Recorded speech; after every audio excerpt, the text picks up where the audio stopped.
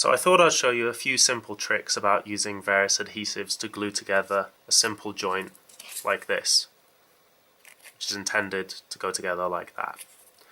So if I take the first, which is PVA, it's pretty cheap to get hold of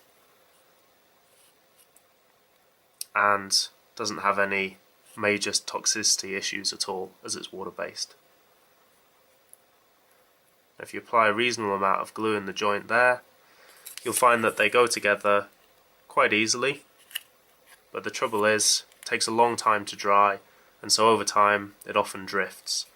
However, one of the ways you can get around this problem is by taking a little bit of masking tape. It's a good idea to pre-cut it into little strips so you're ready for it, and just use it to support it there and perhaps another one there. And indeed, if the structure is very complicated and you need to apply a little bit of pressure, you can even begin to assemble things like that with a little bit of tension to hold it together. And that means that it can dry maybe over a couple of hours and still be in a nice stable position. An alternative would be using contact adhesive. Again, a little bit more solvent in it. So if we apply it to what you'd call part A, and then we take our part B,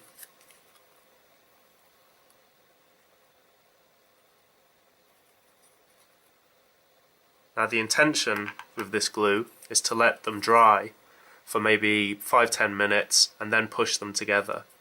Now what you often find is that if you're a little bit impatient, you can actually bring them together sooner than that, and by blowing on it and continually stretching it apart, you can see it beginning to get more and more sort of gummy.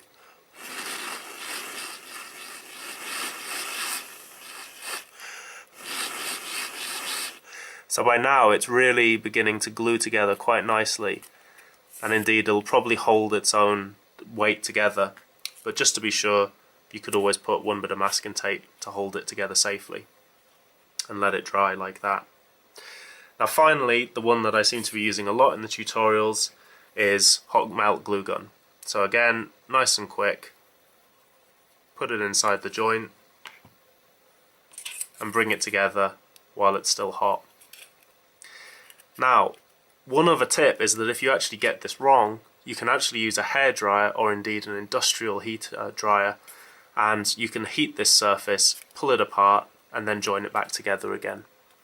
But that's usually something you'd want to try and avoid, as you tend to unstick the joints of neighbouring parts as well. But it's something you can do if you get into that situation. So there we go, and that's already dry.